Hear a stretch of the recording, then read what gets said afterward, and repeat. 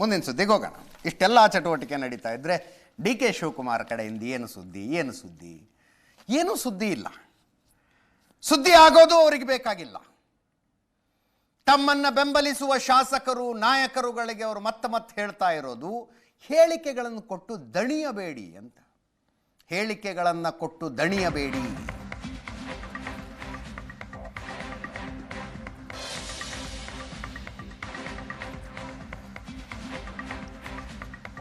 ತುಂಬಾ ದಿನಗಳ ನಂತರ ಡಿ ಕೆ ಸುರೇಶ್ ಅವರು ಮಾತಾಡಿದ್ರು.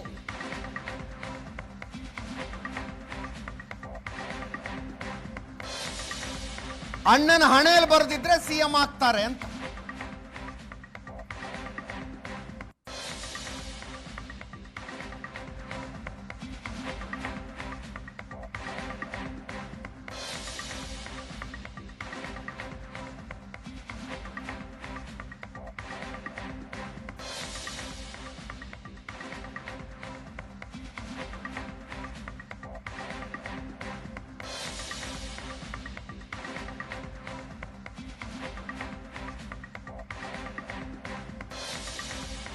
ಸಚಿವ ಬೋಸರಾಜು ಅವರು ಕೂಡ ಎಚ್ಚರಿಕೆಯ ರೀತಿಯಲ್ಲಿ ಹೇಳಿಕೆ ಕೊಟ್ಟಿದ್ದಾರೆ. ಯಾರು ಪ್ರಸ್ತಾಪ ಮಾಡಬೇಡಿ, ಅಧಿಕಾರ ಹಂಚಿಕೆ ಆ ವಿಷಯ ಈ ವಿಷಯ ಮಾತಾಡಬೇಡಿ, ಹೈಕಮಾಂಡ್ ಆದೇಶವನ್ನು ಪಾಲನೆ ಮಾಡೋಣ ಅಂತ.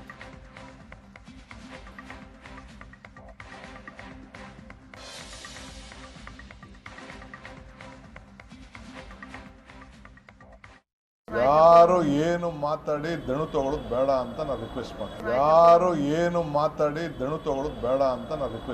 ಅವ್ರ ಹಣೆಯಲ್ಲಿ ಬರ್ದಿದ್ರೆ ಎಲ್ಲ ಬದಲಾಗುತ್ತೆ, ಇಲ್ಲ ಅಂತ ಅಂದ್ರೆ ಇಲ್ಲ. ಅದಕ್ಕೆ ಯಾಕೆ ತಲೆ ಕೆಡ್ಸ್ಕೋಬೇಕು? ಅದು ನನ್ನ ಆಸೆ ಇದೆ ಅಂತ ಹೇಳಿದ್ದೀನಿ. ಅವ್ರ ಹಣೆಯಲ್ಲಿ ಬರ್ದಿದ್ರೆ ಆಗುತ್ತೆ. ರಾಜಕಾರಣದಲ್ಲಿ 98-95 ಆದವರು ಕೂಡ ಇನ್ನೂ ಇದ್ದಾರೆ. ಸೊ ಹಂಗಾಗಿ ಸಿದ್ದರಾಮಯ್ಯನವರು ಸ್ಪರ್ಧೆ ಮಾಡ್ತೀನಿ ಅನ್ನೋದ್ರಲ್ಲಿ ತಪ್ಪೇನೂ ಇಲ್ಲ. ಗೊತ್ತಿಲ್ಲ, ಅವರು ಹಿರಿಯ ನಾಯಕರಿದ್ದಾರೆ, ಅವರ ಸಲಹೆಗಳನ್ನು ಕೊಡ್ತಾ ಇದ್ದಾರೆ. ಅದ್ರ ಬಗ್ಗೆ ನನಗೆ ಮಾಹಿತಿ ಇಲ್ಲ. ಸೊ 2.5 ವರ್ಷದ ಪ್ರಶ್ನೆ ಅಲ್ಲ. ಇಲ್ಲಿ ಕಾಂಗ್ರೆಸ್ ಸರ್ಕಾರ ಈ ರಾಜ್ಯದಲ್ಲಿ 5 ವರ್ಷಗಳ ಕಾಲ ಕೆಲಸ ಮಾಡಿ ಅಂಥೇಳಿ 135-137 ಸ್ಥಾನಗಳನ್ನು ಗೆಲ್ಲಿಸ್ಕೊಟ್ಟಿದ್ದಾರೆ. ನನಗೆ ಆಡಳಿತ ಮಾಡೋ ಅನುಭವ ಇಲ್ಲ, ಎಲ್ಲರನ್ನೂ ತೃಪ್ತಿಪಡಿಸ್ಲಿಕ್ಕೆ ಸಾಧ್ಯ ಇಲ್ಲ. ಎಲ್ಲರ ಸಲಹೆಗಳನ್ನು ಪಕ್ಷ ಗಮನಿಸ್ತದೆ, ನಾನಲ್ಲ. ಪಕ್ಷದ ವರಿಷ್ಠರು ಅದನ್ನು ಗಮನಿಸಿ ನಿರ್ಣಯವನ್ನು ತೆಗೆದುಕೊಳ್ತಾರೆ. ಸೊ ಹಾಗಾಗಿ ಇದರಲ್ಲಿ ನನ್ನ ಪಾತ್ರ, ನನ್ನ ಹೇಳಿಕೆ ಅಪ್ರಸ್ತುತ ಆಗ್ತದೆ. ತೀರ್ಮಾನ ಮಾಡ್ತಕ್ಕಂಥದ್ದು ಪಕ್ಷದ ಹೈಕಮಾಂಡು, ಸೊ ಮುಖ್ಯಮಂತ್ರಿಗಳು. ಶಿಸ್ತಿನಲ್ಲಿರ್ತಕ್ಕಂಥ ಪಾರ್ಟಿನ ಡಿಸಿಪ್ಲಿನ್ ಆಗಿರ್ಬೇಕಾದ್ರೆ ಬಾಯಿ ಮುಚ್ಕೊಂಡಿರ್ಬೇಕಂತ ಹೇಳ್ತೀನಿ ಎಲ್ಲರಿಗೆ. ಯಾವುದೇ ಕಾರಣಕ್ಕೆ ಕಾಮೆಂಟ್ ಮಾಡಬಾರ್ದು. ಮಾತನಾಡ್ತಕ್ಕಂಥದ್ದು ಸರಿಯಲ್ಲ ಅಂಬೋದು ನಾನು ಹೇಳೋದು. ನಾವು ಮಾಡಬೇಕಾದ ಜವಾಬ್ದಾರಿ ಎಮ್ ಎಲ್ ಎ ಕೆಲಸ ಮಾಡಬೇಕು, ಮಂತ್ರಿಗಳು ಕೆಲಸ ಮಾಡಬೇಕು. ಪಾರ್ಟಿ ಬಗ್ಗೆ ಆಡಳಿತ ಬಗ್ಗೆ ಮಾಡೋರು ಮುಖ್ಯಮಂತ್ರಿಗಳಿದ್ದಾರೆ, ಪಾರ್ಟಿ ಅಧ್ಯಕ್ಷರಿದ್ದಾರೆ, ಇವರಿಬ್ಬರ ಮೇಲೆ ಹೈಕಮಾಂಡ್ ಇದೆ.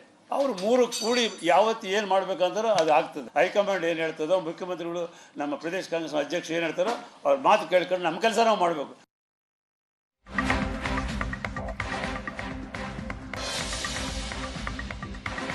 ಯತೀಂದ್ರ ಅವರ ಹೇಳಿಕೆಗೆ ಅರ್ಥಾತ್ ಸಿದ್ದರಾಮಯ್ಯನವರ ರಾಜಕೀಯ ಸಂಧ್ಯಾಕಾಲ ಅಂತಿಮ ಘಟ್ಟ ನಿವೃತ್ತಿಯ ಪ್ರಸ್ತಾಪಕ್ಕೆ ಸಚಿವ ಸಂತೋಷ್ ಲಾಡ್ ಆಕ್ರೋಶ.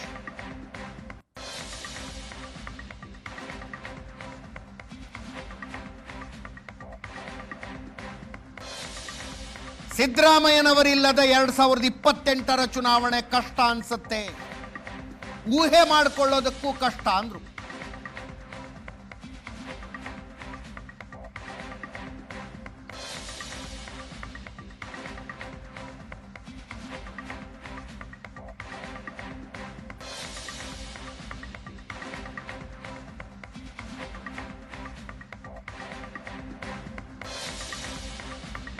ಭೈರತಿ ಸುರೇಶ್ ಸಿದ್ದರಾಮಯ್ಯನವರ ಮತ್ತೊಬ್ಬ ಪರಮಾಪ್ತ.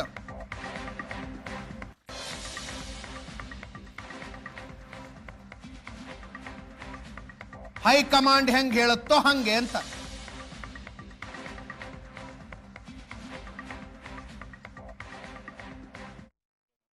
ನಾನು ಸಾಹೇಬ್ರಿಗೆ ಭಾಳ ಸಲ ಹೇಳಿದ್ದೀನಿ, there is no retirement for a politician as long as is healthy, as long as is mobility ಇದೆ, ಸ್ಟ್ರೆಂತ್ ಇದೆ.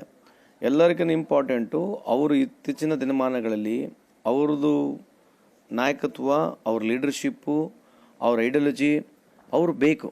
ಅವ್ರು ಮಾಡಿರ್ತಕ್ಕಂಥ ಕಾರ್ಯಕ್ರಮಗಳು, ಅವ್ರು ಬಂದಿರತಕ್ಕಂಥ ಹಿನ್ನೆಲೆಗಳು, ಅವ್ರಿಗಿರ್ತಕ್ಕಂಥ ಲಕ್ಷಾಂತರ ಜನರ ಬೆಂಬಲಿಗರು.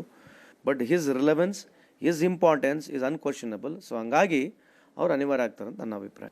ಇಲ್ಲ, ನಾವು ಅದನ್ನ ಒಪ್ಪಿಸ್ಬೇಕಂತ ಪ್ರಯತ್ನ ಮಾಡ್ತೇವೆ. ಇಫ್ ಯು ಆಸ್ಕ್ ಮೀ, ಅವ್ರು ಯಾವಾಗಲೂ ಕಂಟೆಸ್ಟ್ ಮಾಡಬೇಕು as long as is healthy. ಕಷ್ಟ ಇದೆ.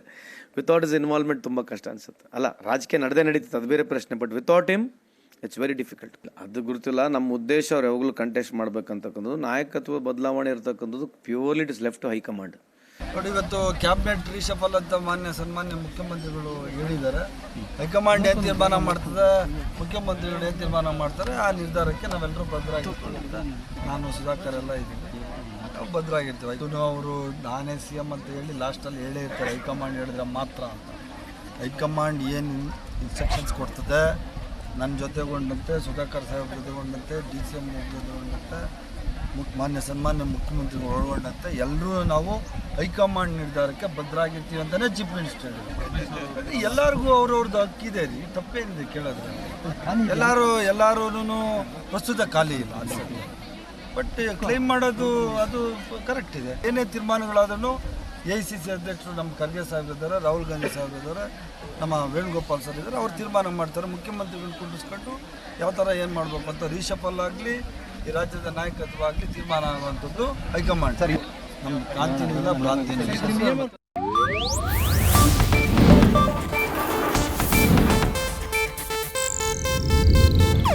ಇದು ಏಷ್ಯಾನೆಟ್ ನ್ಯೂಸ್ ನೆಟ್ವರ್ಕ್ ಪ್ರಸ್ತುತಿ.